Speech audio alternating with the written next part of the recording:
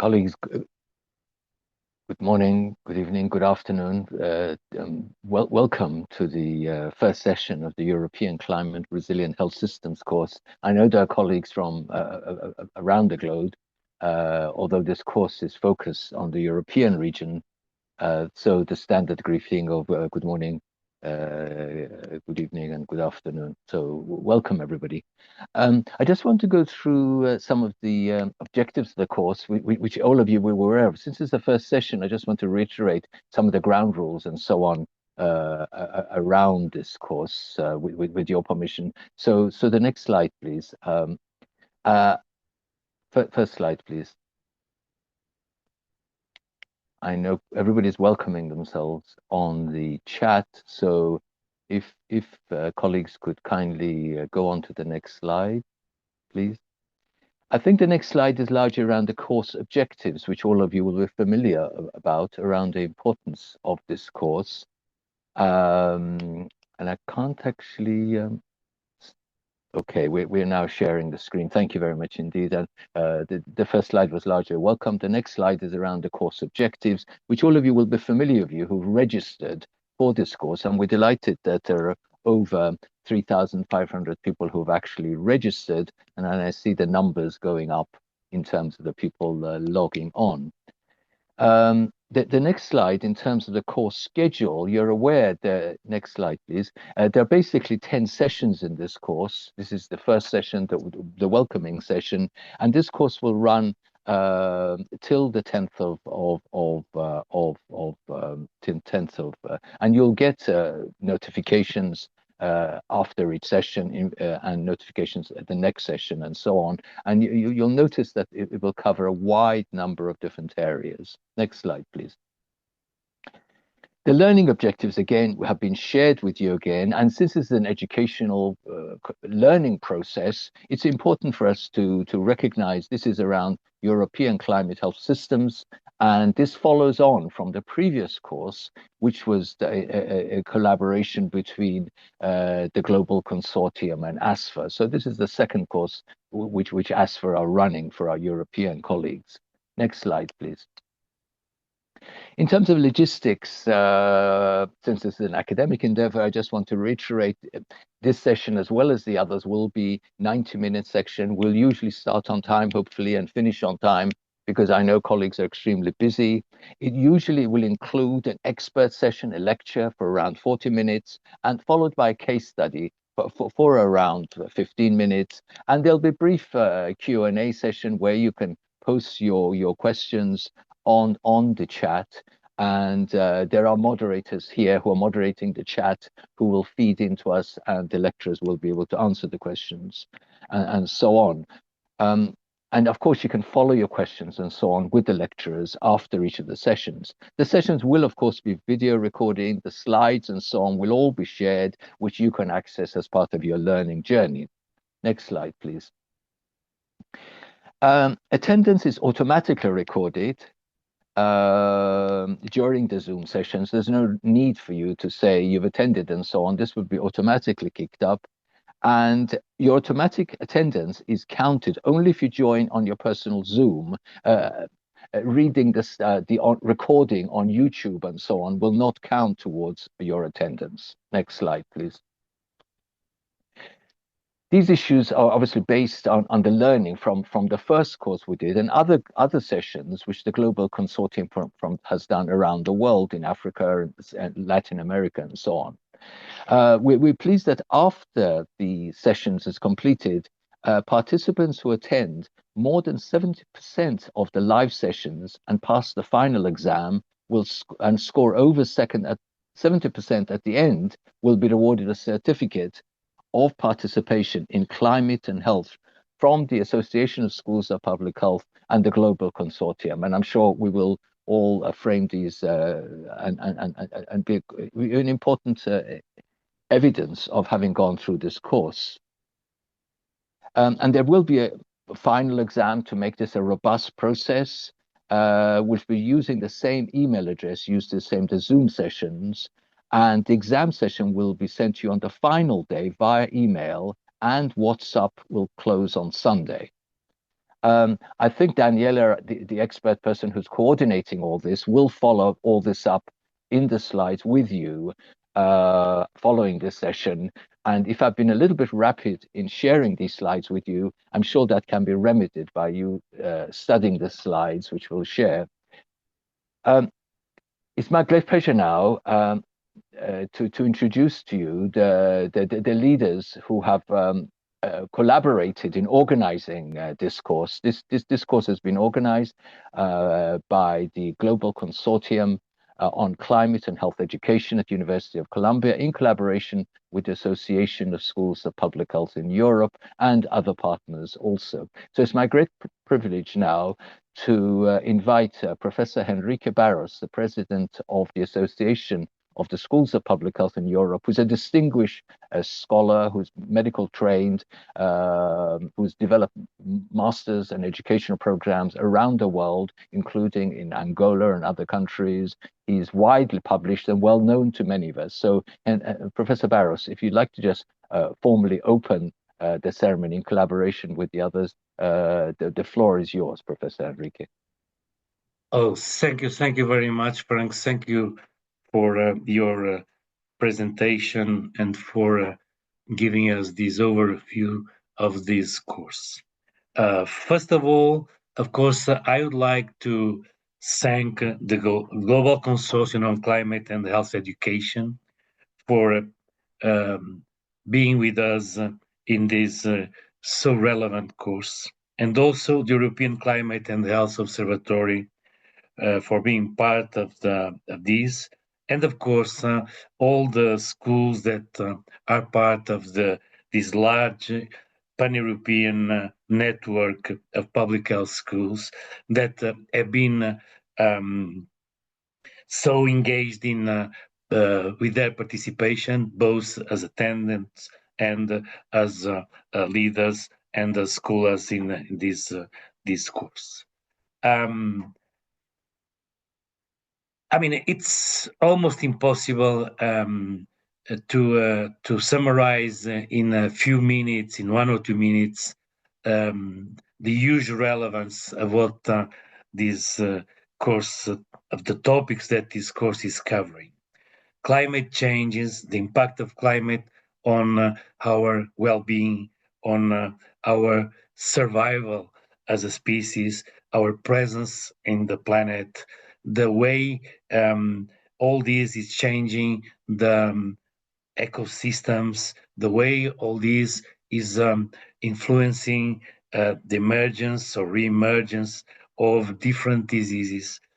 There is so much to know, so much to think about, so much to intervene that this course is not only a very timely, relevant addition to the effort, international effort of public health people towards mitigating the effects of what has been done, and especially designing an intelligent approach to prevent further damages in the future.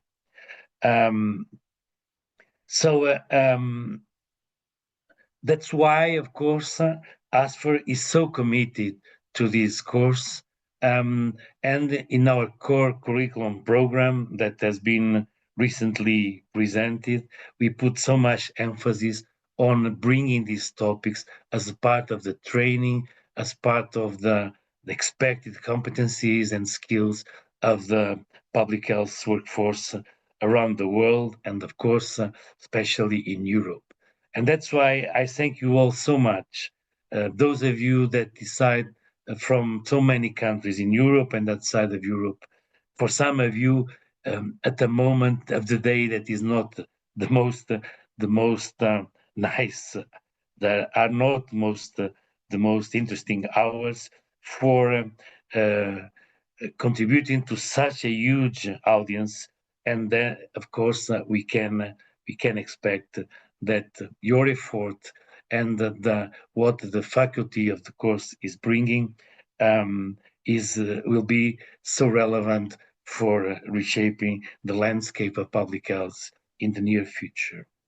Finally, allow me a very special thank you and a word of recognition to Laurent Chambaud, but for all his effort in putting these topics and these and the concerns with climate and environment and health and everything in an educational context, and so being so relevant for us to be here today. So I hope you enjoy this course as a previous one, and I'm pretty sure that we all be very much well prepared to look to the future, and as I said, to mitigate what has been done and to prevent further damage to our life in the planet. Thank you very much. Thank you very much, Professor Barros. I'm pleased you've also acknowledged Professor Lauren Lambo, who chairs the ASFA group, and he's actually in the audience today. It's my pleasure now to invite Professor Cecilia Sorensen, the director of the Global Consortium on Climate and Health Education at Columbia, who are very much a key partner in organizing this, to also formally open the session. Professor Cecilia Sorensen would welcome your contribution to the opening ceremony. Thank you. Hello, everyone. Good morning, good afternoon, and good evening. Welcome to the European Climate Resilient Health Systems course. My name is Cecilia Sorensen. I'm the director of the Global Consortium on Climate and Health Education, based at Columbia University in New York. On behalf of our team, I'm delighted to see so many passionate individuals dedicating their time to tackling the intersecting challenges of climate change and health. For those of you who are unfamiliar, the GCCHE is a global network of universities, organizations, and institutions who have committed to advance education and training on climate and health. Our mission is to together ensure that health professionals worldwide are equipped to address the health impacts of climate change in the communities and countries where they work. We collaborate with partners across sectors to develop innovative resources, foster interdisciplinary learning, and empower leaders and health professionals like you to drive impactful solutions. This course is an essential part of that mission. Climate change, as you know, is already impacting Europe in profound ways. Heat waves have intensified, contributing to record-breaking temperatures and heat-related illnesses. Extreme weather events such as flooding and wildfires are becoming more frequent, disrupting communities, healthcare systems, and essential infrastructure. We're seeing rising levels of air pollution in certain regions, shifting disease patterns, and the growing mental health burden, which all highlight the immediate need for climate-resilient health systems. Your dedication is critical to our mission of protecting health.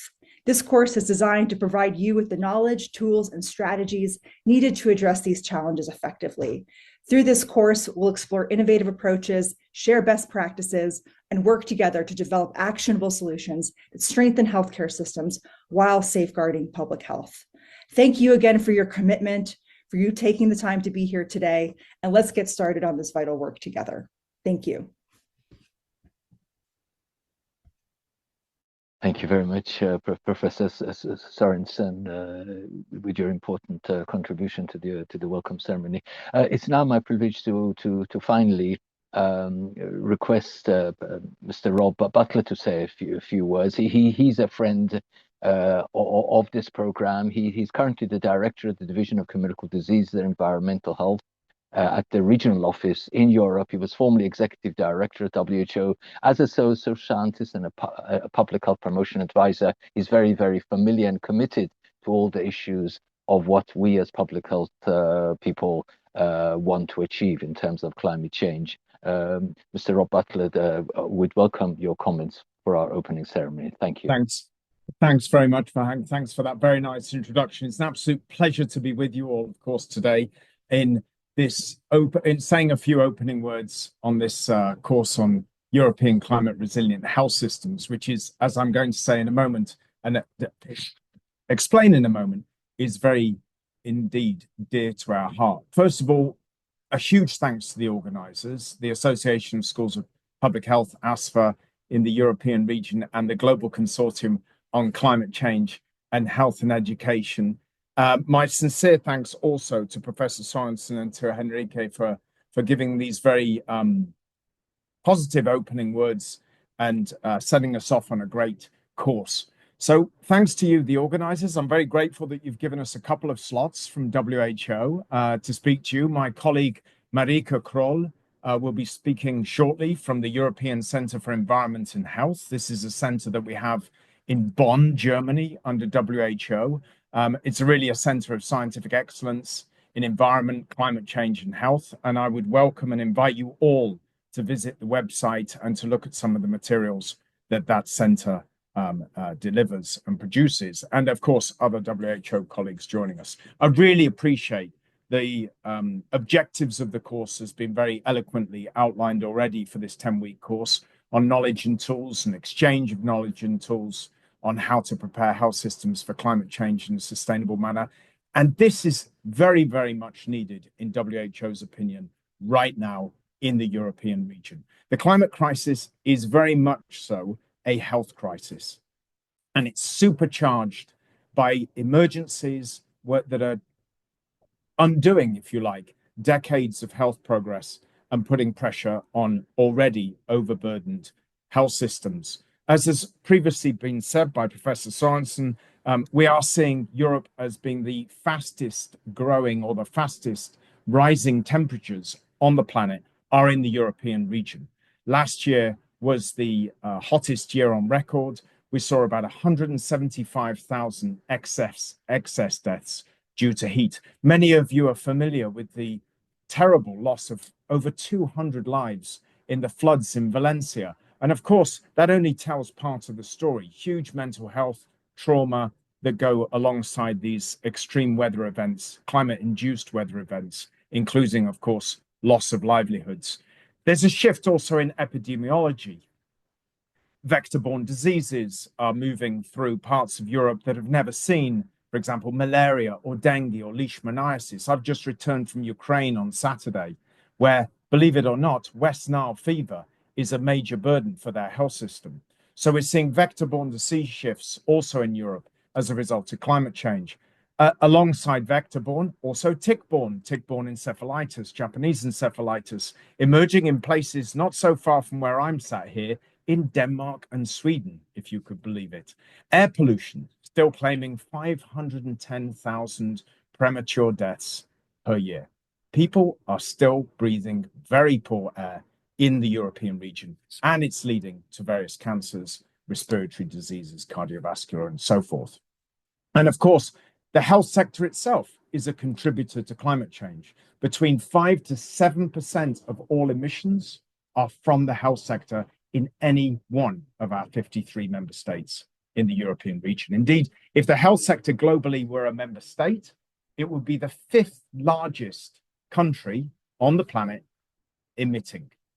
So we've got a lot of work to do. We've got a lot of work to do on adapting our health systems to climate change and to environmental factors that affect our health, such as, for example, making sure that our heat health action plans are updated so that we're ready to deal with warmer and hotter environments, and that those plans are, of course, tested, not just that they're delivered, but they're tested. And then mitigation, as I've said. We have a responsibility to bring new technologies forward, to manage our waste, and to, of course, green supply chains, and deliver models of healthcare that are more environmentally sustainable. This and so much more was captured in the Budapest Declaration that emerged from the July 2023 7th Ministerial Conference. And I would ask you all to have a good look at that declaration and the documents.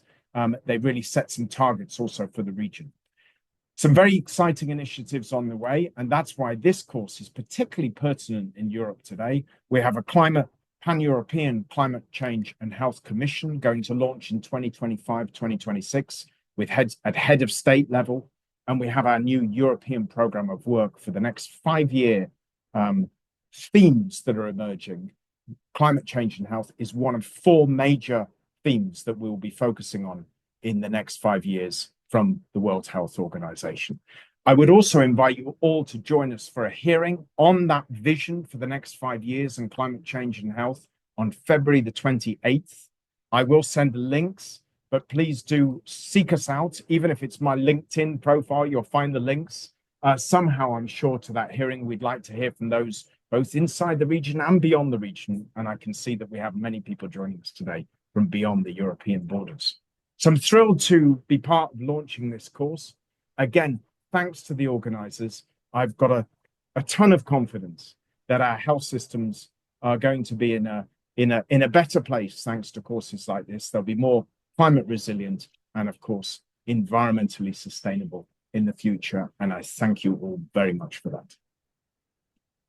Thank you very much indeed, Rob, for very important words. And also, as a partner, I'm delighted that you've shared with us some opportunities actually to contribute to the ongoing work in the European Union and your division. And this collaboration is increasingly important in a world in turmoil at the moment, and the challenges we'll face about the health arguments and action around climate change in the new realities since the new year. So with over 1,500 participants who registered so far and going up from around the world, we're ready to go. We welcome all the distinguished colleagues who've formally opened the ceremony. And now we go on the next journey for the next 10 sessions. And the first one is my pleasure now to invite Dr. Mareike Kroll, who works at the WHO European Centre for Environment Health in Bonn, one of the premier research centres and so on, and is a technical officer for climate change mitigation and sustainable health system. She's well known in academic circles and also in policy circles, and it's now my great pleasure now to invite Dr. Mareike. She'll speak for about 35 to 40 minutes. I would suggest put your questions for her onto the chat. We'll monitor these, and then we'll invite Professor Chiara to do her after her presentation. So, Professor Mareike Kroll, the floor is yours to make your keynote presentation. Thank you. Thank you very much, Mr. Farang. Can you see my presentation? Yes, we can. Perfect. Well, thank you so much for the introduction. It's really exciting for me to be here, and it's an honor to be part of the first session of this course, which is such an important facilitator to advance health sector climate action in Europe through education, as already also pointed out by various speakers, also Rob Butler. Before diving into the content, I would just like to make one comment. When we from WHO talk about the European region, we talk, in fact, about 53 countries, including Eastern Europe and some countries in Central Asia. However, if you look at various studies in the context, they sometimes have different regional scopes. There's obviously the European Union with its 27 member states, but also others. This is something always very important to keep in mind. What is our definition of Europe when we talk about health systems in the European context? With this, I would like to jump into the content. WHO highlights 3 key focus areas on climate change and health, which in very brief are addressing the health impacts, preparing health systems, and promoting health co-benefits. In this course, we will mostly look at the interface between these 2 areas. So we will look at how does climate change impact human health and healthcare systems in Europe. How do healthcare systems contribute to climate and environmental change? How can we build climate resilient and environmentally sustainable health systems, looking at definitions, health system planning, and some examples of interventions? We will not so much look at health co-benefits, and I would just like to highlight that it's also very important to keep those in mind when we talk about climate change and health action. The overall goal, I understand, of this first course is to create a common knowledge base as a basis for the following courses. I also understand that this is actually not a very easy task, considering that we have a very diverse audience with their various knowledge levels. So I hope for everybody there's something here you can learn and that you can take home with you, which creates more interest to look further into various aspects and to also learn from the other sessions during the course. Now let's start with the impact of climate change in Europe. Climate change due to human activities is now undeniably responsible for an increase in extreme weather events in Europe, and impacts are likely to increase under current climate change scenarios. And as you can see here on these two photos, climate change has many faces. On the left side, you see a healthcare facility in Armenia that was impacted by flooding. And on the right side, people hiding from or taking shade from the sun during a heat wave in Spain in 2023 with over 40 degrees Celsius. We will start now first with a more systematic overview on the links between climate change and human health. This graphic describes the health risks from climate change and potential negative health outcomes. Health risks can be understood as a function of hazards, exposure, and vulnerability. Let's start with the hazards. Europe faces several major climate change-related hazards, though with regional variations. First of all, there are acute hazards, which are more event-driven with rapid onsets, such as heat waves, especially in the south, wildfires, also particularly in the south, and floods through increased annual precipitation and heavy rainfalls, which tend to take more frequently place in Northern Europe. However, we just saw also in Spain last year the severe impact of a flood event with over 200 deaths.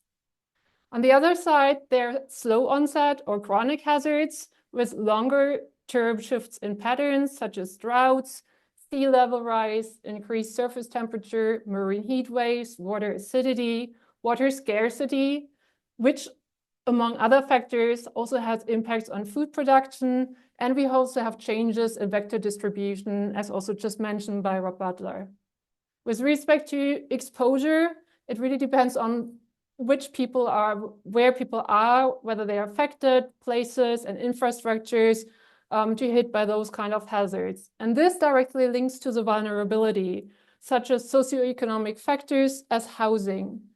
Location, for example, a house is one side of the exposure, but it depends on the quality of housing to understand how vulnerable a family or a household is to flood events, to heat waves, or to increasing levels of humidity, which can have negative health implications. Other vulnerability factors include demographic factors, such as infants, children, pregnant women, elderly are usually more affected. Also health status with pre-existing medical conditions, which may get aggravated during climate change-related events. These three functions lead to different health outcomes. And unfortunately, we don't really have the time to dive into detail in those functions, into these health outcomes. With respect to non-communicable diseases, we, for example, see an increase in injury, aggravated respiratory diseases, for example, due to pollen or humidity, cardiovascular diseases aggravated, for example, by heat, and also mental health related effects. During acute hazards, such as flood event, for example, related to post-traumatic stress disorders, but also slow onset, for example, aggravated anxiety, which has also been labeled as eco-anxiety. With communicable diseases, we see a spread of zoonotic diseases and vector-borne diseases. And importantly, the severity of health outcomes is obviously also influenced by access to healthcare in order to get health condition timely diagnosed and treated. I would really like to take a closer look now at two climate change related hazards on the next two slides. One is heat and one is water. 2022 was the warmest year on record globally, as well as in the European region, and the first calendar year that the average global temperature exceeded 1.5 degrees Celsius above its pre-industrial level, a threshold set by the Paris Agreement to significantly reduce the risk and impact of climate change. During 2024, there were several heat waves in Europe, often breaking national or local temperature records. The map on the slide here shows that large part of Southern Europe saw over 60 days of strong heat stress in 2024. Strong heat stress is defined as a feel-like temperature exceeding 32 degrees Celsius. Heat is a leading cause of climate change-related deaths in the region, claiming over 61,000 lives in 2022 across 35 European countries. This is a study from Ballister, and it's important also to note that there is no agreed methodology in how to measure heat-related mortality and morbidity, that we sometimes see different estimates. With respect to health effects, heat stress can increase the risk of fatal heat strokes. It can cause exacerbation of pre-existing respiratory and cardiovascular as well as mental health conditions, but also has wider mental health impact. It can, for example, cause irritability or sleep disorder. It can alter our behaviors, such as reduced physical activity during a heat wave. And it can also impact, for example, our cognitive effects to concentrate. We already talked about the various vulnerability effects. I do not want to repeat myself here, but rather say that outdoor workers, for example, are also one category of occupational groups that are severely impacted by heat waves due to the nature of their occupation. The last point I would like to make is that there are also co-exposure between those hazards and synergistic effects. For example, air pollution is a significant modifier for the impact of heat on health, with a higher increase in morbidity and mortality from respiratory diseases when air pollution levels are higher. Now, let's look at water. In recent years, Europe has seen devastating floods following record rainfalls, but also droughts of new magnitudes, continuing sea level rise and increasing lake and sea temperatures. The infographic here from the European Environment Agency, I find, does a very good job in kind of showing the difference between acute onset events and effects and indirect chronic effects. It relates to the EU member states plus a few additional countries. So it's not the whole WHO European region, which is presented here with the data.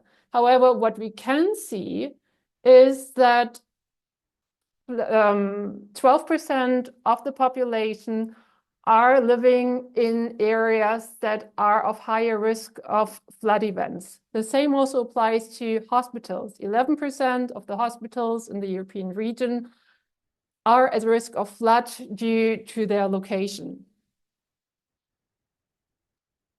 The European Environment Agency also estimates that around 30% of the population in Southern Europe are increasingly affected by permanent water stress. So now we are moving from acute hazards to more slow onset events such as droughts.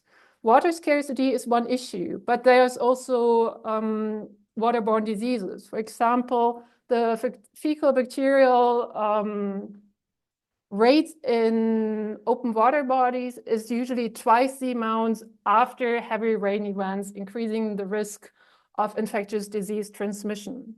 And there are also other effects that do not always necessarily come to our mind when we talk about climate change and health. Here I would like to link water and mental health.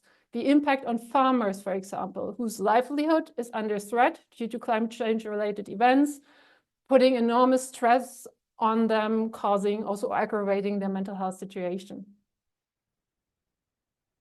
Now let's come to healthcare facilities. There are obviously similar effects, and I try to rather keep this short here.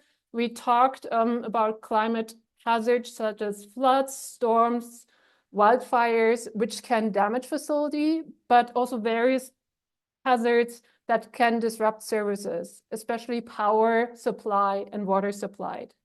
But then we also see an altered healthcare service demand due to climate change. There are newly emerging climate-sensitive diseases, while the health workforce also needs to be trained in order to diagnose them and to treat them. We can see an increase in communicable diseases, for example, waterborne diseases after flood events. And we often see an increase in admissions related to non-communicable diseases, injury, or mental health. For example, during the heat wave in France in 2022, emergency department visits doubled and consultations with physicians tripled during heat waves for 3 health conditions linked to higher temperature compared to non-heat wave conditions. Then we also need to take into account that climate change also impacts the healthcare workforce due to the increasing workload, as just explained, with an increasing or changing demand, mental health effects, their own exposure, for example, during a heat wave or a flood event, which might amplify occupational hazards, and risks of mobility, reaching the facility or going home after a workshop. All these things also need to be taken into consideration. Similar aspects obviously also apply to patients with impaired to access to healthcare, but also being exposed to higher temperatures or air pollution due to climate-related events. We already talked briefly about water contamination, which can also apply to food contamination, as well as wider environmental contamination. The last point, which has not been mentioned so far, are supply chain disruptions. This could be the production of essential medicines due to climate change disruption, but also the disruption of supply chains due to floods or other acute climate change related hazards. Now we come to the environmental impacts of healthcare systems in Europe. Healthcare facilities are not only part of the solution, but they are also part of the problem due to their impact on the environment. High use of personal protective equipment, PPE, or complex supply chains, as you can see on these 2 photos, are just 2 contributing factors. Now, not all of this is avoidable. We need vaccines, we need PPE. But understanding how or what kind of resources the healthcare sector is using can help us to make systems more efficient and sustainable. And this is what I would like to look at now with you in the following slides. So we talked about climate hazards on the left side and greenhouse gas emissions. So other impacts are related to resource use of water, of land, of fossil fuels, etc., but also waste products, wastewater, solid waste, air pollution, chemicals, etc. We will look into those aspects a little bit more in detail in the following slide, but we will start with healthcare sector greenhouse gas emissions. Robert Butler already said in the introduction that according to the Lancet Countdown report, healthcare-related greenhouse gas emissions contributed to 4.6% of global greenhouse gas emissions in 2021. Unfortunately, we are seeing an upward trend, which was accelerated during COVID-19, with a 36% increase in global greenhouse gas emissions since 2016. Associated air pollution in 2021, for example, contributed to 4.6 million disability-adjusted life years. In 2021, health systems in high and very high Human Development Index countries, these are the one with blue and green, the blue and the green dots, contributed to 91% of global healthcare emissions. And most of the countries in the European region fall into these 2 groups, the blue and the lighter blue and the green dots. Now, we obviously also need to take into consideration that some low HDI countries still need to increase their greenhouse gas emissions to increase access to healthcare and provide quality of care. However, for those light blue and green dots, the high and very high HDI countries, we really need to see how we can reduce greenhouse gas emissions. Because greenhouse gas emissions and the quality of care do only correlate to a certain degree of approximately 400 kilos of CO2 per capita. After that, the linear increase of quality of care expressed here, for example, as healthy life expectation at birth, and the CO2 emissions do not correlate anymore. This shows that we can reduce emissions among high emitters without compromising on the quality of care. Now, let's take a closer look at where those greenhouse gas emissions are generated within the healthcare system. We have a dedicated session on the greenhouse gas emissions according to the GHG protocol. So we will do this just rather very quickly, maybe as a little teaser that you can learn later more about this.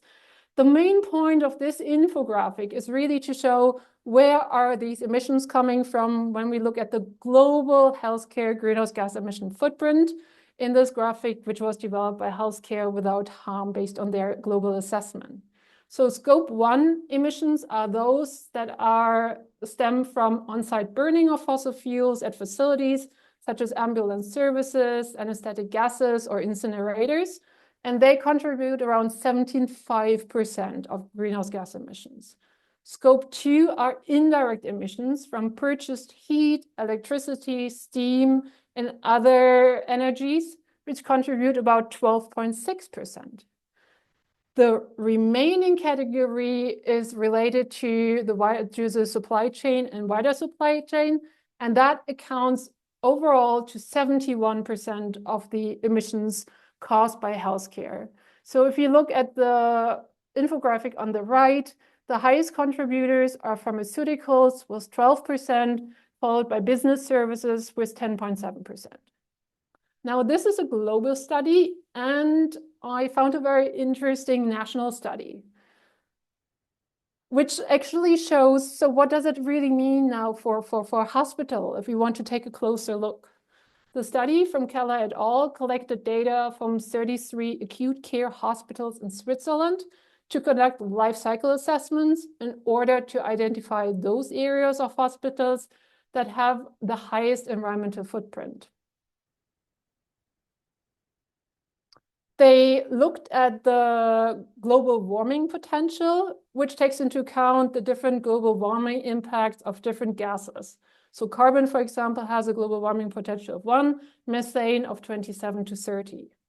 And for the global warming potential, they identified 4 main areas that had the highest footprint. These were heating with 26%, catering with 17%, the building infrastructure was 15%, and the pharmaceuticals was 12%. You may remember that the previous study from Healthcare Without Harm also had 12% for pharmaceuticals. However, those data are not exactly reliable because they are based on different calculations. And the study here is mostly based on acute care data, and it does not include mobility. So ambulance services, healthcare workforce mobility, patient mobility, etc. However, it is a very interesting example to see how more complex methods can be applied to provide more accurate data. And with that, I would briefly like to talk also about plastics and chemicals. Plastic account for around 30% of healthcare waste, and the global demand doubled between 2005 and 2020. As a reminder, you see on the right a photo from a COVID ward in Bucharest, where you see various PPEs based on plastic that were used. So single-use plastic has become very common. It's used for medical devices such as IV bags, plastic packaging to ensure sterility, PPE, diagnostic tools, and lab equipment. There is a direct climate link because the production of carbon has a large carbon footprint. Plastics has a large carbon footprint due to energy-intense production, mostly from fossil fuels. There's also chemical link, since many plastics contain also hazardous chemicals such as PVC, BPA, heavy metals. And there's, of course, also the health link. Human health risk due to exposure to microplastics, more in the long term, but also directly through chemical leaching.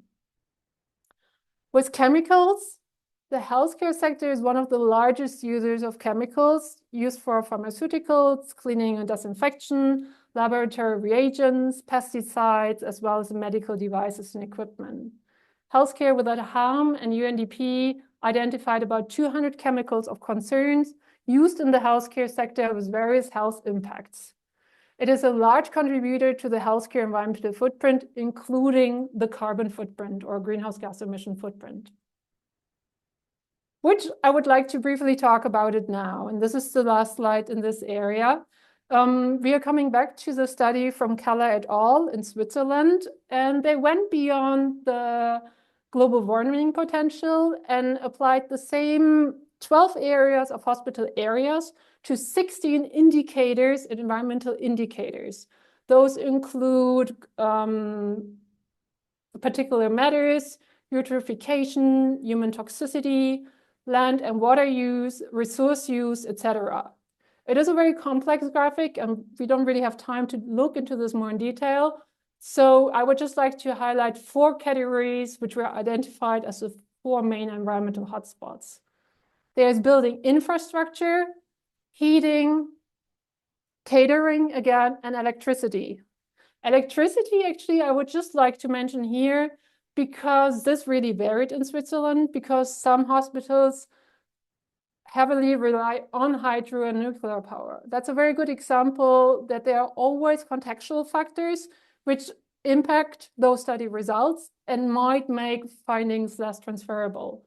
But overall, again, it's a very interesting study to use life cycle assessment and to show the environmental impacts of healthcare facilities and the potential to reduce negative environmental impacts by optimizing operations. And that's what we are going to look into now. How do we build climate resilient and environmentally sustainable healthcare systems?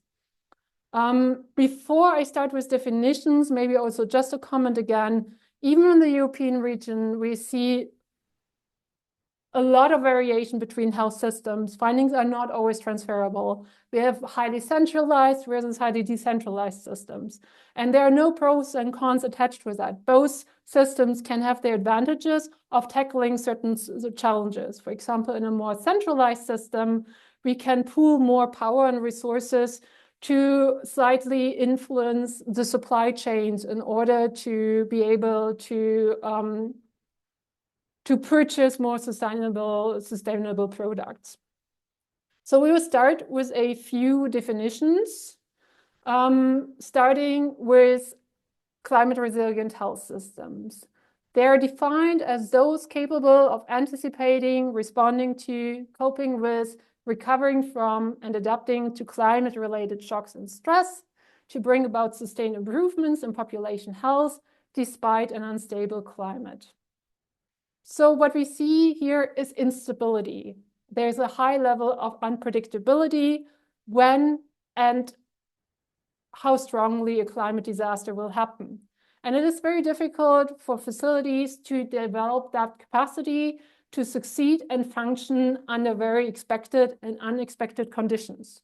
So on the earlier slide, we talked about those various aspects that we need to take into consideration. Damage to the facility, for example, during a flood event, disrupted services, power, electricity, for example, and also an increased healthcare demand. The graphic at the bottom shows, for example, if a healthcare facility is not capable to respond to hazardous events, such as flooding in town, it may collapse. And there are various aspects in this transformational process where a facility can recover, but recover to what extent? Recover and come out stronger, or recover but not be able to deliver the same quality of care as before. So this is the angle point where we need to look at and understand how can we make healthcare systems more resilient. Now, how does this relate to environmental sustainability? Environmentally sustainable health systems improve, maintain, or restore health, while minimizing negative impacts on the environment and leveraging opportunities to restore and improve it for the benefit of the health and well-being of current and future generations. So both somehow deal with environment. What does that mean? How do they relate to each other?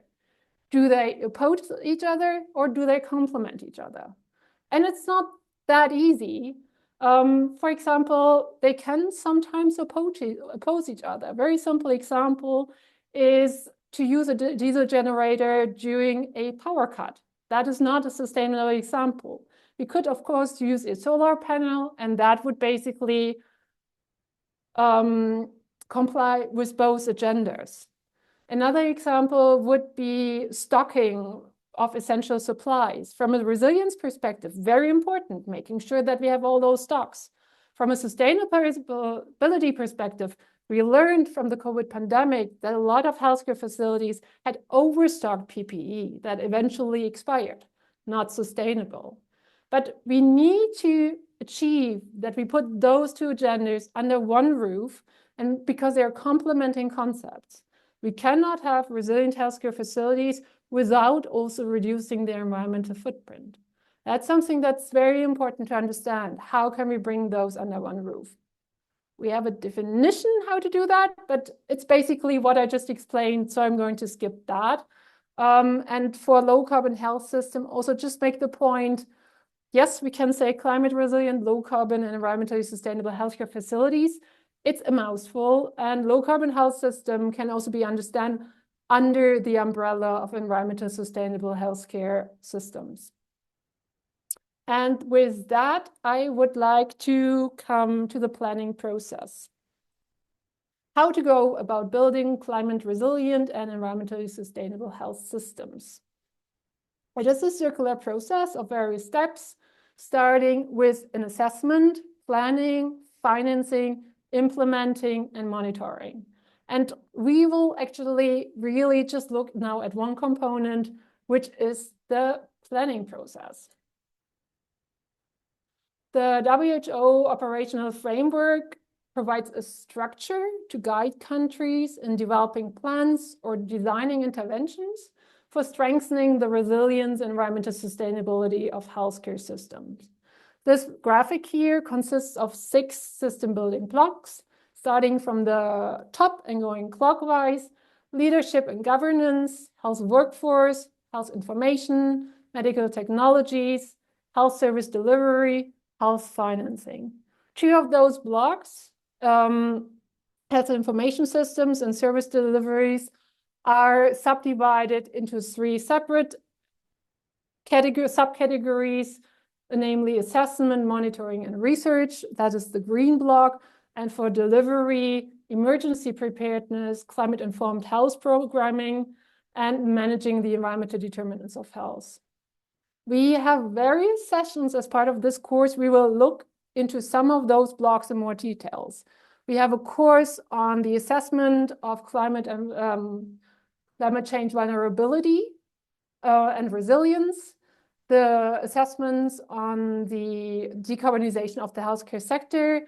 I understand that there's a session, for example, also on emergency preparedness and various other aspects. And Chiara will also later talk a little bit more specifically about the contribution of research. So there's a lot here in the mix, which relates all to those 6 building blocks. Now, I would like to highlight what's the role of various key stakeholders in this process, considering that we have a very broad audience with people coming from different sectors. And health system planners, for example, are obviously involved in all those various. They need to take into consideration all those blocks in order to build a sustainable and resilient system. For the healthcare workforce, we have the block on training and capacity building, which is very important, and the various aspects related to service delivery. This could, for example, include learning on how to diagnose new diseases, also communication, risk communication to patients, how to understand how to change behaviors during a heat wave is a very important aspect. Or also infection prevention and control, how to handle new infectious threats. All those aspects are part that need to be built into the health system in order to address climate change and environmental change as a challenge. Research we talked about, maybe just one more aspect would be decision makers outside the health sector. Those would mostly come in for the climate resilience and low carbon infrastructures, technologies, and supply chain. Supply chains being a very important aspect, but also the energy supply. What kind of energy supply do we have? Do they work together with hospitals as high demand facilities in order to improve national energy grids, just as one example. I just talked about healthcare facilities. So the point here now is, how do we translate this very complex framework to action at the healthcare facility level? And while all those 6 blocks are obviously also relevant for the facility, some are managed at higher levels. When it comes down to the healthcare facility, WHO identifies 4 key areas as fundamental requirements for providing safe and equitable healthcare in the context of climate change and environmental sustainability. They are here on the right side, with adequate numbers on skilled human resources being here on the top, sustainable energy services, sustainable and safe water, sanitation and hygiene, as well as waste management practices, and at the bottom, having infrastructure that to support sustainable operations and functioning. Now, looking at those 2 diagrams, I admit it can sometimes be a little bit abstract to catch this. So I would like to provide just 2 slides with brief examples of interventions with respect to building and technology. I grouped those interventions based on 3 sustainability strategies and resilience. And these smaller symbols just exemplify some of the many interlinkages. So technology efficiency includes all measures to reduce energy demand through improved technology. Heat pumps would be a very easy example. Heat pumps would also be a sustainable way to increase the climate resilience of a facility by reducing indoor temperatures during a heat wave. The circular economy and renewable section aims for the reduction of finite resources through circular economy, so basically recycling, and the use of reusable sources. This would, for example, be plastic, recycling, or the use of solar panels. Solar panels, again, also having a clear link to the climate resilience, securing very important energy supply during power cuts in order to sustain the most critical function of a healthcare facility. Another category is sufficiency, and this is really the human dimensions to it. How can we reduce our energy and resource use through behavioral change? That means we do not necessarily attach big budgets to this component, but how can we reorganize services? How can we change our own behavior in order to reduce the energy use at a facility? So this could be about educating staff, optimizing building use, but also procuring energy efficient devices. An example could be adequate glove use, making sure that gloves, as one of the most frequently used PPE, are only used when it is really required for patient safety, and to educate staff and patients on that aspect. What does adequate glove use in the context of patient safety mean? With resilience, I already mentioned a few aspects. Maybe to add to this, also shading system and green rooftop systems, which also again have cross linkages with circular economy. Another very interesting examples are pharmaceuticals, since they have a considerable greenhouse gas footprint. Here I just want to highlight that action can start at various stages of the hospitals, and it can start with very simple and small actions. So this could be at procurement, at the consumption, so basically treatment, or at the disposal side. A small example would be the collection and redistribution of unused medications in order to reduce the overall use of pharmaceuticals. And this can also have an important cross-link to resilience, because resilience in this context would mean to always have sufficient stocks of essential supplies in case of supply chain disruptions. Those measures can also go more upstream and can be upscaled. One example would be to negotiate take-back mechanisms with manufacturers, because they usually know all the different ingredients of the different pharmaceuticals and how to adequately dispose them. In the interest of time, I will not look at the other interventions now, but I hope that they give you an idea that there are various angles where we can start action, and it can be at a very small level. With that, I will just quickly go through the very last slides to talk about the policy dimensions, because there's a really growing momentum towards more sustainable and resilient healthcare at the global and at the regional level. So we need to maintain this momentum, and we need to strengthen the health argument, which is becoming more and more prominent in the climate change negotiations worldwide. How can we do that? We need clear policy direction, we need guidance, regulation, financing, incentives. We need policy and action at all levels, and not actually from national to facility, no, from the facility level to the global level. We need to communicate also across national health systems. And we obviously also need collaboration between stakeholders. So we will briefly look into two aspects. One is the COP26 health program and attach. The other was one Budapest Declaration, which was already mentioned by Rob Butler. The COP26 health program emerged from the COP26 and was the first time in the UNFCCC process that a health program was really promoted. And this health program has 3 commitments. 2 are mentioned here: climate resilient health systems and sustainable low carbon health systems. At this point in time, I believe there are 16 countries from the WHO European region which have committed to these 2 goals.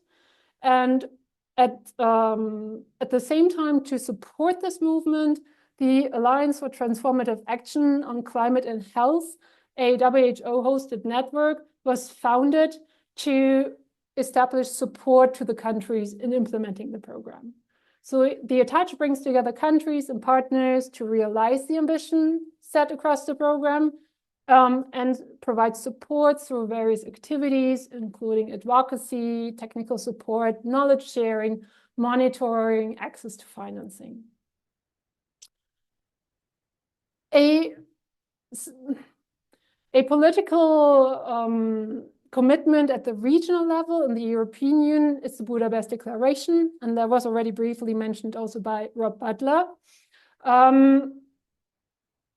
This is one commitment which comes out of the European Environment and Health process, which brings together different sectors to shape policies and actions across the region through a series of ministerial conferences. And because I have to come here now to an end, I would actually just like to highlight 2 points which are linked to the Budapest Declaration. One is that there are various commitments which link to climate change and health, such as making health system more climate resilient and environmentally sustainable, but also, for example, to strengthen the climate literacy of health professionals, something this course is contributing to. And then highlight one of the tools that are used in order to facilitate dialogue, learning, and progress. These are the so-called partnerships, which were launched in Budapest as an instrument to advance the exchange of ideas among countries. And one of those partnerships is the Health Sector Climate Action, led by Ireland, which now has 10 member countries, and where we do regularly so-called deep dives to bring those countries together and present what they're doing. We had one deep dive on climate-friendly transport, and the next deep dive is going to happen in April on subnational climate adaptation. So stay tuned for that one.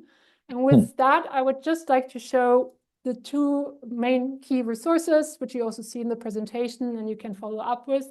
And with that, then really come to an end of my presentation. Thank you very much indeed, Dr. Mareike Kroll. I think you went through, you shared a number of very, very important facts and figures and science around this, with obviously clearly important for us public health practitioners, but also as public health people, interventions are important. And I noticed the final few slides were also important in that. We've had a 40-minute presentation, and in a public health family, we can just take a deep breath now while I introduce you to Dr. Chiara, Professor Chiara Cadeddu, who's going to share a case study. She's actually a medical doctor. She's a chair of the Planetary Health at Erasmus University, Rotterdam. She's been one of the designers of this course, and many of us know her through her publications and her advocacy work. There will be opportunity for questions after this, so please post your questions in the chat. So just for about 10 minutes or so, Professor Cadeddu will share a case study as part of our learning journey around the system. Professor Cadeddu, the floor is yours. Thank you, Farhang, for this introduction. I will briefly share with you this research study, but that has also practical insights. So we're talking today about Caring Nature, which stands for Climate Neutral Initiatives for Growing Health and Care Unmet Requirements. We will go through the origin and the approach of this project, having a very brief overview, and then focus on a new sustainable healthcare framework for the green healthcare transition, and end with the important role of the stakeholders. So Caring Nature is funded under the Horizon Europe call, focused on the environmental and sustainable and climate neutral health and care systems.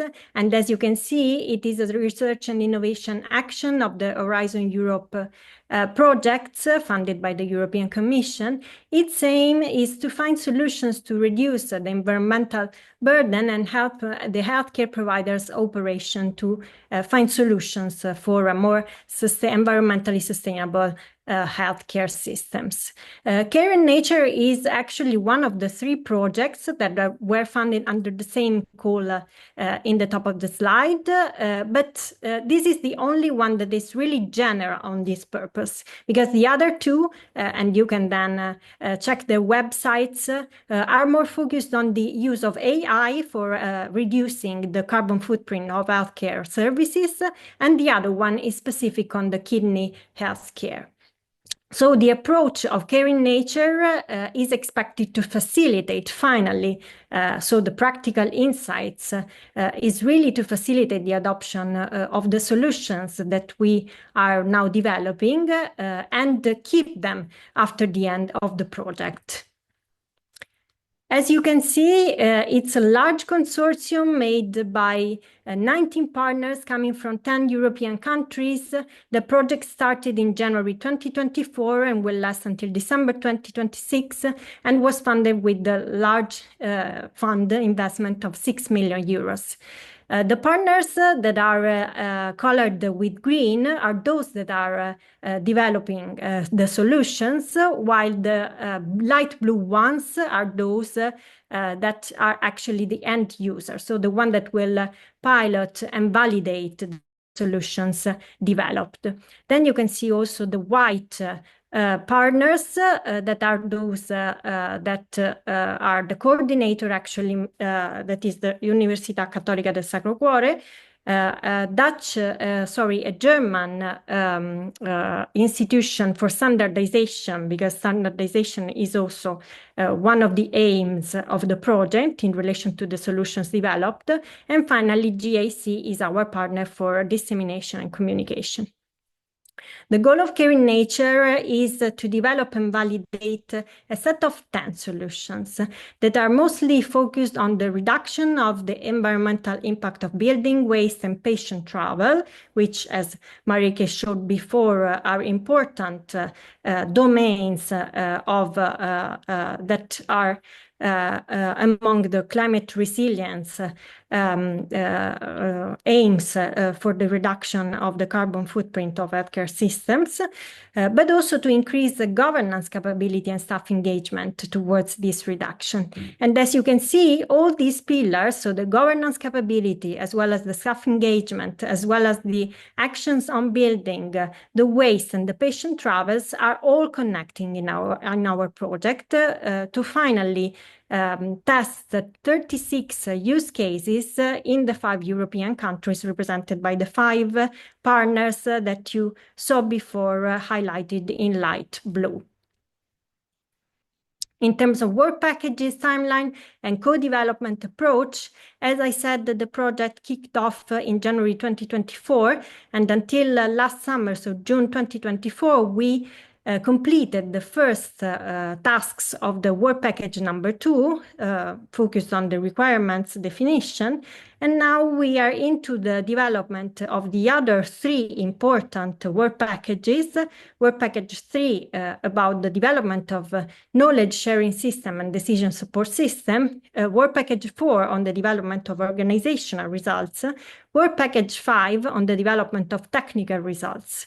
And these are the main work packages that will last then, also with the work package 6 tasks on piloting and validation all throughout the years of Care in Nature project until the end in December 2026. And at the same time, of course, we will go on with the action related to dissemination, standardization, and exploitation. So let's focus on the task that we already completed until last summer related to the environmental healthcare sustainability and how to develop a new European healthcare framework. We started from a literature review of both scientific and grey literature. We had then a consultation among Care in Nature partners, and finally we developed a Delphi survey in 2 steps. Searching the scientific literature, what we found was that a large portion of the study is geolocated in the Americas, especially in North America, including those incorporated in the systematic reviews that we found. There is actually a lack of real models applicable as a whole for an environmental healthcare system. And there are many different focuses, and some of them are really extremely specialized, and just a few are general. The grey literature then used the search strategy that you can see in the slide. So we used a Google search, but also a hand searching, and finally a snowball search. And these are some examples of sources of grey literature targeted for the hand searching. And as you can see, those colored with red are the most important ones that we used and where we took inspiration from the development of our model. So WHO, Healthcare Without Harm, and NHS England. In relation to the other 2 steps, as you can see, a very important one was the Delphi survey, and to analyze results on general relevance, we used the table already used in previous literature as decision rules for the Delphi general relevance, but we also developed a class stratification of action and definition of classes, as you can see in this table. So we finally included in our framework only the classes A and B. So those where the general agreement that an action is relevant and feasible were there, and also if an action was relevant but not feasible. And this is just to give you practically the example how we built our framework and how we proceeded with our Delphi. So the general relevance and feasibility included relevant actions in terms of actions, items that were assessed with at least 7 points. And for feasibility, we used at least 6 points. Here you can see an example of items of actions included under the building domain. Finally, we included a large number of actions, 153 in total, divided in the domains that you can see listed on the left side of the slide. So from building to WASH to staff and community engagement to financing and funding mechanisms. And then to build our healthcare donut framework, and we named it with this term with the donut image because we were inspired by the framework developed by Kate Rayworth and her team of economists. And as you can see, it is something that stays in two important boundaries that are the ecological ceiling, so what is important actually for our environment and for our planet, and the social foundation that is very important for the human species and for population health and well-being. But where we should stay is in the safe and just space for humanity, so between these two thresholds. And this is what we developed, what we designed. So trying to being inspired from the safe operating space, but in this case for sustainable healthcare, and stay in the threshold represented by the environmental ceiling for all the domains that we included in also in our Delphi survey. And for the instead of the social foundation, we use the health foundation represented by the quintuple aim. Of course, the three pillars, the three domains of financing and funding, public health initiatives, and staff and community engagement are not included in the different slides outside of the environmental ceiling because they are actually cross-sectional also to all these domains. So finally, we conclude with the importance of the role of the stakeholders for care in nature. You can see that we have identified the 13 target groups and the reference stakeholder group to represent really a large list of members in these three different clusters according to the different sectors where the stakeholders are involved. And we are really deeply involving them in our workshops to develop and test our solutions. So we involve them, for instance, also to show firstly our healthcare donut framework, and it's really important having their feedback for the results of our project. This was my last slide, but if you're interested in further information, please subscribe to our LinkedIn group, Care in Nature, or visit our website. And finally, you can also ask me questions by email. Thank you for your attention. That's excellent. Thank you very much indeed, Chiara. That's very helpful, sharing the methodology and but obviously as a practitioners group, we are quite interested to see the results in terms of action. If the speaker and the panelists could kindly also turn on their cameras and join this conversation. There were, in terms of possible questions, Dr. Kroll, you're also with us, right? Yes. You've joined. Great. I can't see you, but that's probably my technical incompetence, but that's fine.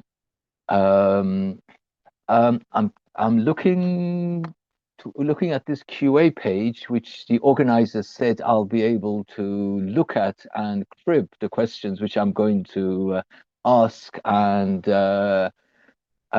it seems the first one which I like to ask both of you. Firstly, thank you very much, and lots of hand claps and hearts and all sorts of floating around, conveying their admiration for your excellent speeches as two scientists. There's a question: what's the role of society in relation to the results achieved by the presented project in order to maintain the balance that is sought? I'll read it again because it's quite a good question. What is the role of society in relation to the results achieved by the presented project in order to maintain the balance that is sought?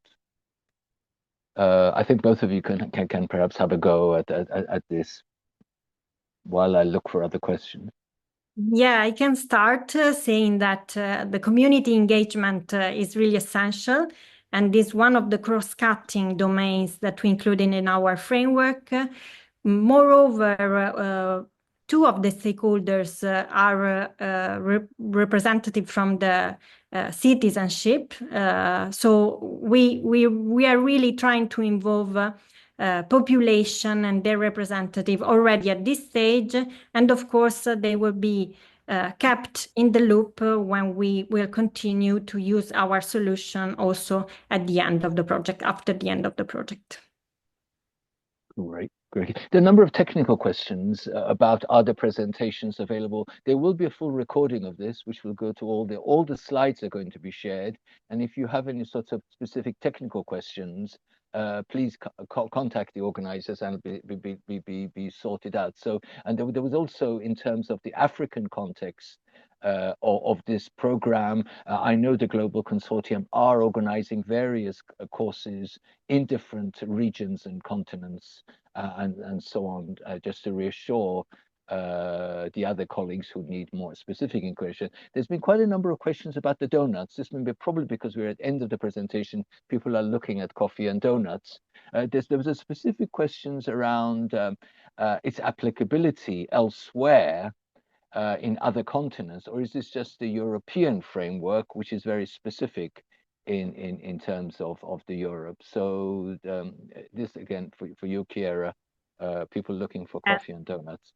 Actually, the donut framework is something that is not only applicable to the European context. Our framework is focused on the European context because the project is an Horizon Europe 1 funded by the European Commission. So what the European Commission is expecting from us is to be focused on the European context in the European setting. But of course, it's also applicable with some contextualization also to other regions of the world. Mareike, I just wanted to, if you could perhaps comment on the climate smart hospitals in the context of climate resilient health system. Are they sufficient? This is a question from Paulette Bione. Well, that really depends on how we want to define climate smart hospitals. From my understanding is that climate smart is often used as an umbrella term from climate resilient and environmentally sustainable health systems, but sometimes it's also used to only look at specific components, such as, for example, the energy supply and the energy demand. So in that sense, green or smart, climate smart is a much shorter term. And again, climate resilient, environmental sustainability, it is a complex terminology, right? But if we understand really, or I think we need to make sure that if we talk about climate smart hospitals or even green hospital, it is really important that we address these two concepts, climate resilience and environmental sustainability. They have to go hand in hand. Like if we would, for example, say, we mostly look at technological solution, this would be too short-sighted, right? We also need to look into how we organize services. We need to look at what I can label sufficiency, behavioral changes, and all those various aspects, supply chain, etc. So it's more complex than that. And I think if we use that term, again, we should always make sure that we include those various aspects, because only then we can really tackle the climate change crisis and also the biodiversity crisis and pollution crisis. Thank you very much. There are a number of technical issues for Chiara. I would suggest you contact her directly as the project is emerging. But there's a good question which both of you can consider. What are the biggest data skill needs to address the shortcomings in the sustainability and resiliency of the healthcare system? The questioner says in Europe, but I think there are also principles around this which apply here. What are the biggest skill and data needs? Perhaps Mareike, you can go first, and then Chiara can have a go. That is a very difficult question because it really always depends on the context. But if we look, for example, there's actually a framework which was developed by WHO and NIHR together in 2020, which defines the public health competencies of the healthcare workforce in Europe. It's in a document, it's available online. And that basically looks into those various aspects. And I won't remember all of them on top of my head, but there's, for example, one competency which looks at health and safety, which also includes the climate change component, to understand what are the climate change threats, how to manage environmental determinants of health, what is the role of the healthcare sector in order to reduce its ecological footprint. So there's this one topic-related capacity of competencies, knowledge level, which are very important and that we need to expand in the healthcare workforce. But then there are also other skills which are more transferable skills, which are really relevant for the context, such as, I believe it is the 5th competency on leadership, where it is about motivating change, inspiring teams, and also bringing people to work together across disciplines. So not to have somebody at the hospital who only looks at the waste management, who would not talk to somebody who works on clinical care, right? We need an interaction across various levels. It's a big challenge. I mean, we also see that generally with the health sector, working across sector is not easy. But this is exactly what is required in those complex times. We need to work across sectors.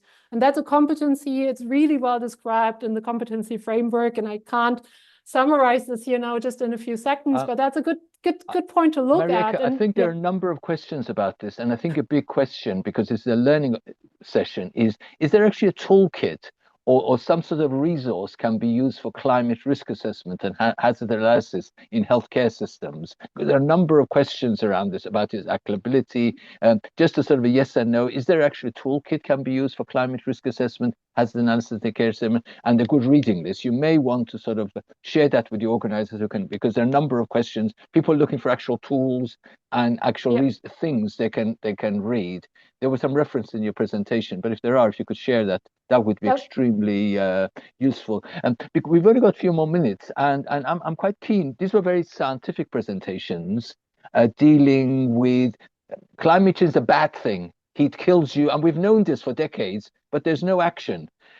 You know what I mean? And the action gap is a big issue. So a number of questions here, which can be summarized perhaps in one. Petros, someone from Greece, who talks of how does the US withdraw from WHO and the climate change agreements for global health and public health efforts?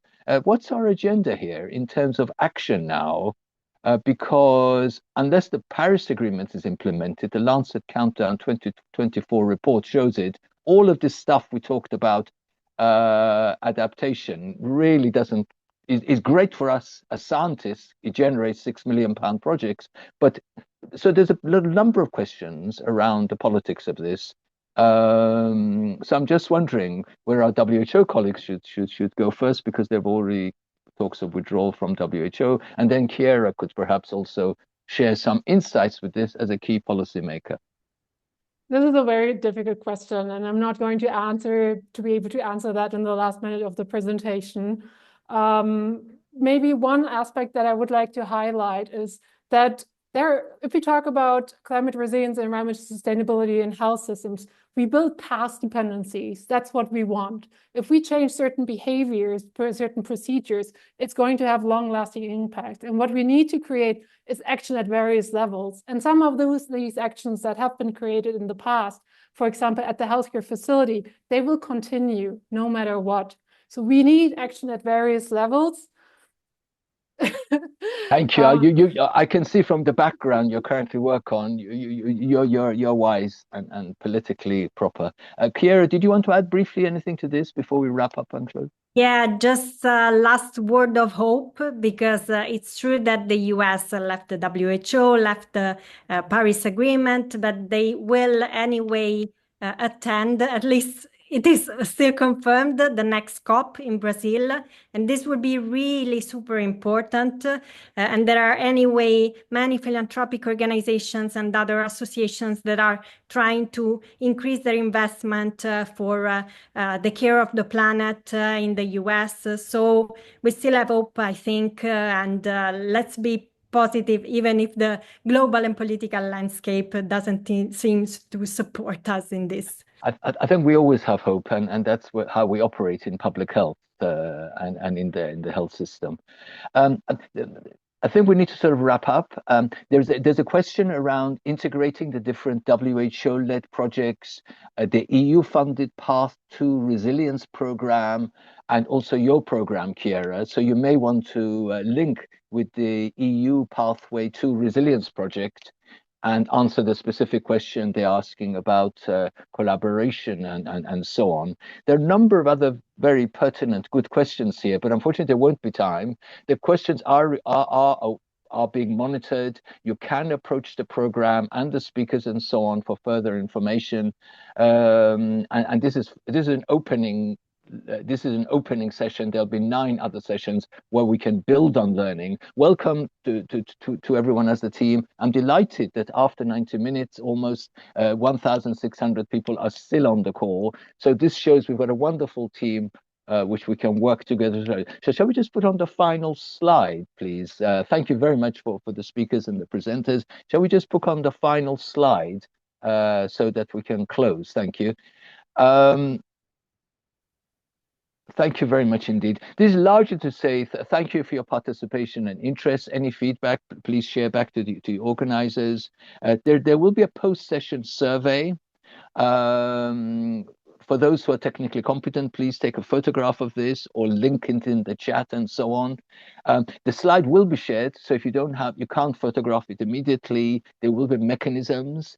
It will be quite important for us to get feedback back in terms of this individual session and other sessions, so that the organizers can also learn. Also join the WhatsApp group for updates and information as part of the course, and continue sort of being part of this learning journey around this specific course. So thank you very much for your conversation. I think it's important for us to say together we work much together, and always to have hope.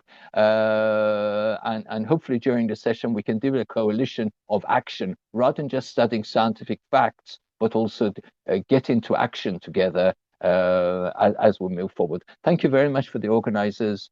And good night, good morning, good evening, or whatever time of the day you are. And thank you for joining the session. Bye-bye.